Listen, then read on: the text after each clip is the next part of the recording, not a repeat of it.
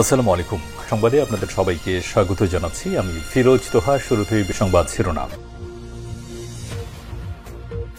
বাংলাদেশের সর্বশেষ গুরুত্বপূর্ণ আপডেট সংবাদে আপনাকে স্বাগত। শুরুতে সংবাদ শিরোনাম, পরে বিস্তারিত। প্রথমেই জানাবো অত্যন্ত দুঃখের সংবাদ। গাজীপুরে এইমাত্র সাংবাদিককে কুপিয়ে হত্যা। গাজীপুরে চান্দনা চৌরাস্তা এলাকায় মোহাম্মদ আসাদুজ্জামান তুহিন ৩৮ নামে এক সাংবাদিককে কুপিয়ে হত্যা করেছে দুর্বৃত্তরা। তিনি রাস্তার পাশে মসজিদ মার্কেটের সামনে বসে চা খাচ্ছিলেন। তখন তাকে ঘিরে ধরে জবাই করে হত্যা করেছে দুর্বৃত্তরা। তিনি চাঁদাবাজির বিরুদ্ধে একটি সংবাদ কভার করেছিলেন। এ কারণে ধারণা করা হচ্ছে একটি প্রভাবশালী রাজনৈতিক দলের নেতাকর্মীরা তাকে জবাই করে হত্যা করল। এরপর জানাবো সাবেক সিইসি কাজী রাকিব সহ ১২ জনের দেশ ত্যাগে নিষেধাজ্ঞা। সাবেক প্রধান নির্বাচন কমিশনার সিইসি কাজী রাকিব উদ্দিন আহমেদ সহ ১২ জনের বিরুদ্ধে দেশ থেকে নিষেধাজ্ঞা জারি করেছে আদালত। বিএনপির দায়ের করা এক মামলায় তারা পলাতক থাকায় আদেশ দেওয়া হয়েছে। এদিকে কবি নজরুল বিশ্ববিদ্যালয়ে সাংবাদিককে মারার হুমকি, বিএনপির ছাত্রদল নেতার প্রতিবাদে সাংবাদিকদের মানববন্ধন। জাতীয় কবি কাজী নজরুল ইসলাম বিশ্ববিদ্যালয়ে জুলাই গণ অভ্যুত্থানের বর্ষপূর্তি অনুষ্ঠানে সাংবাদিককে পেশাগত দায়িত্ব পালনে বাধা প্রদান এবং মারার হুমকি দেন বিশ্ববিদ্যালয় শাখা ছাত্রদলের যুগ্ম আহ্বায়ক জাহিদুল ইসলাম হৃদয়। ঘটনার প্রতিবাদে আজ প্রশাসনিক ভবনের সামনে মানববন্ধন ও প্রতিবাদ সমাবেশ করেছে দেশের বিভিন্ন গণমাধ্যমে কর্মরত বিশ্ববিদ্যালয় সাংবাদিকরা।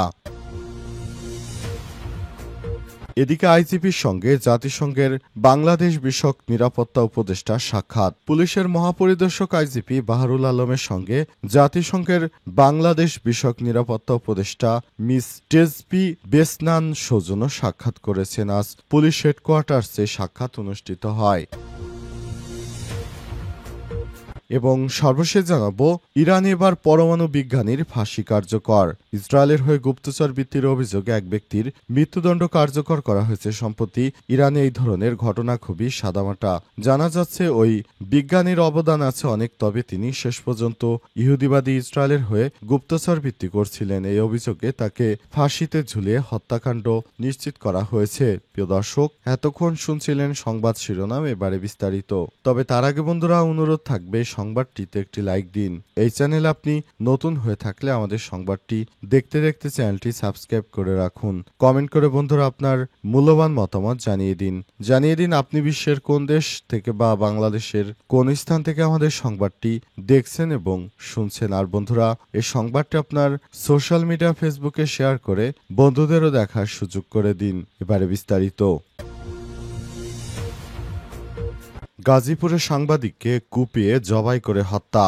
গাজীপুরের চান্দনা চৌরাস্তা এলাকায় আসাদুজ্জামান তুহিন ৩৮ নামে এক সাংবাদিককে কুপিয়ে জবাই করে হত্যা করেছে দুর্বৃত্তরা। আজ রাত ৮টার পর ওই এলাকার মসজিদ মার্কেটের সামনে এই ঘটনা ঘটে। গাজীপুরের ওই সাংবাদিক একটি দৈনিক পত্রিকার একজন সাংবাদিক বলে জানা গেছে। তবে কী কারণে তাকে জবাই করা হয়েছে বিষয়টি জানা গেছে। তিনি একটি চাঁদাবাজির নিউজ করেছিলেন বলে চাঁদাবাজরা তাকে সরাসরি জবাই করে হত্যা করে। ওই সাংবাদিকের বাড়ি ময়মনসিংহ। তিনি গাজীপুরে তার স্ত্রী ও ২ সন্তানকে নিয়ে চান্দনা চৌরাস্তা এলাকায় বসবাস করতেন।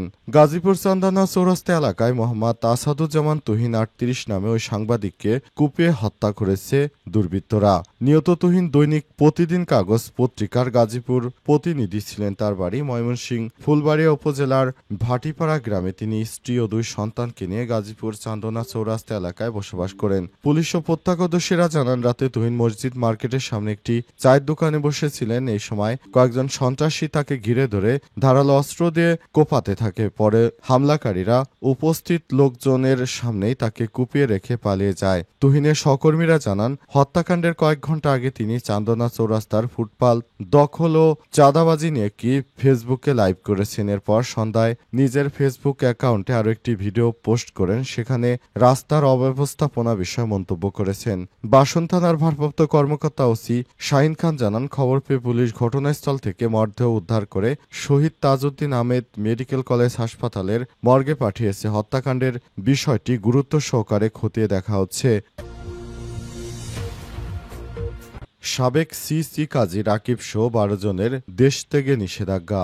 শেখ হাসিনার সময় যারা অবৈধ নির্বাচন করতে শেখ হাসিনাকে সহায়তা করেছিল, এসব নির্বাচন কমিশনারদের বিরুদ্ধে এবার খেপেছে সরকার। তাই শেখ হাসিনার সময় যারা নির্বাচন কমিশনার হিসেবে বিতর্কিত দায়িত্ব পালন করেছিলেন তাদের ব্যাপারে কঠোর পদক্ষেপ গ্রহণ করতে শুরু করেছে অন্তর্বর্তীকালীন সরকারের প্রধান উপদেষ্টা প্রফেসর ডক্টর মোহাম্মদ ইউনূস। তিনি জানিয়েছেন, যারা এই ধরনের কর্মকাণ্ডের সঙ্গে যুক্ত তাদেরকে কোনোভাবেই ছাড় দেওয়া হবে না। সাবেক সিসি কাজী রাকিবউদ্দিন সহ 12 জনের তাই দেশ থেকে নিষেধাজ্ঞা জারি করা হয়েছে। তাদের বিরুদ্ধে তদন্ত করা হবে এবং এই তদন্তের ফলে তাদের বিরুদ্ধে যথাযথ আইনি পদক্ষেপ গ্রহণ করা হচ্ছে।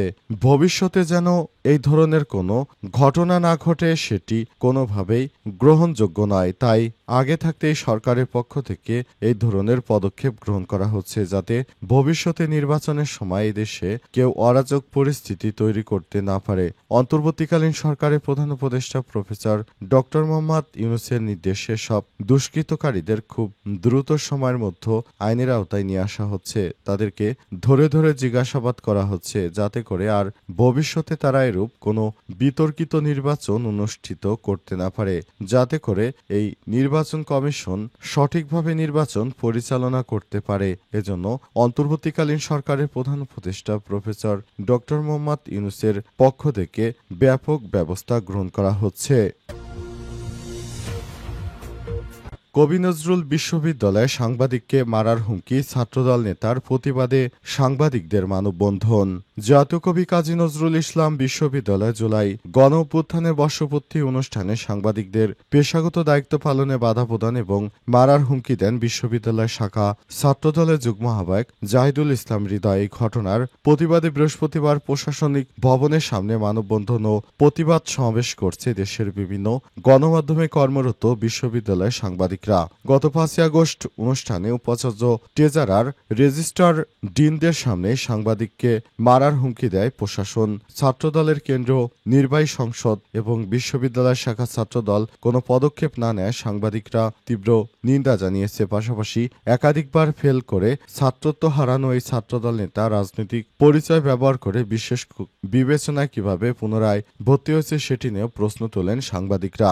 মানববন্ধনের সময় আলোর বিশ্ববিদ্যালয় প্রতিনিধি আশরাফুল আলম বলেছেন, আপনারা দেখতে পেয়েছেন যাদের বয়স এখন চাচার বয়সী হয়ে গেছে, তারপরও তারা বিএনপি রাজনীতি করে এখন নাকি তারা ছাত্র পরিচয় দিচ্ছে। আর বিএনপি নেতাকর্মীদের একটু কোনো লজ্জা শরম নেই যে তারা প্রতিনিয়ত দেশ জুড়ে যে ধরনের হিংস্রপনা শুরু করেছে সেটি এদেশের মানুষ মানবে না। বিএনপির এই হিংস্রপনা থেকে এদেশের মানুষ তাদেরকে চরম শিক্ষা দিবে, কারণ তারা মনে করেছে তারা হয়তো ক্ষমতায় চলে এসেছে, তাই তারা ক্ষমতা আসার আগে আওয়ামী লীগের থেকে তারা আরও বেশি নির্যাতন শুরু করেছে সাধারণ মানুষজনের উপর। তাদের এই নির্যাতন এদেশের মানুষ ভোটের মাধ্যমে এবার তাদের বুঝিয়ে দেবে। আওয়ামী লীগও দীর্ঘ 17 বছর ধরে এদেশে অনেক ফ্যাসিবাদী ব্যবস্থা কায়েম করেছিল, জুলুম নির্যাতন করেছিল, তারা কিন্তু শেষ পর্যন্ত টিকতে পারেনি। সুতরাং বিএনপি যে ধরনের অপরাধ কর্মকাণ্ড চালাচ্ছে, আশা করি বিএনপির পতনও সন্নিকটে, কারণ তারা যেভাবে নিরীহ মানুষদের উপর অত্যাচার শুরু করেছে এটা কোনোভাবেই গ্রহণযোগ্য নয়। ইরানে এবার পরমাণু বিজ্ঞানীর ফাঁসি কার্যকর। ইসরায়েলের হয়ে গুপ্তচর বৃত্তির অভিযোগে এক ব্যক্তির মৃত্যুদণ্ড কার্যকর করা হয়েছে। সাম্প্রতিক ইরানে এই ধরনের ঘটনা খুবই সাদামাটা সংবাদ, কিন্তু বিশ্বাসঘাতকতার দায়ে ফাঁসিতে ঝোলা ব্যক্তির নাম গুগলে সার্চ করতেই তার বিশেষ পরিচয় সামনে আসে। গুগলে দেখাচ্ছে ওই ব্যক্তি ছিল উজ্জ্বল এক ক্যারিয়ার, গবেষণায় তার অবদান ফেলে দেওয়ার মতো নয়, তার রয়েছে গর্ব করার মতো একাডেমিক সব ডিগ্রি। ইরানের পারমাণবিক শক্তি অর্জনে তিনি দিনরাত পরিশ্রম করে যাচ্ছিলেন। আজ ইরানের বিচার বিভাগ ঘোষণা করেছে ইসরায়েলের হয়ে গুপ্তচর বৃত্তির অভিযোগে রুজবেহ হাদির মৃত্যুদণ্ড কার্যকর করা হয়েছে। ইরান ইন্টারন্যাশনাল খোঁজ নিয়ে বলছে, রুজবেহ হাদি পরমাণু বিজ্ঞানী এবং ইরানের পারমাণবিক শক্তি সংস্থার অধীনে পারমাণবিক বিজ্ঞানী এবং প্রযুক্তি গবেষণা ইনস্টিটিউটের সদস্য।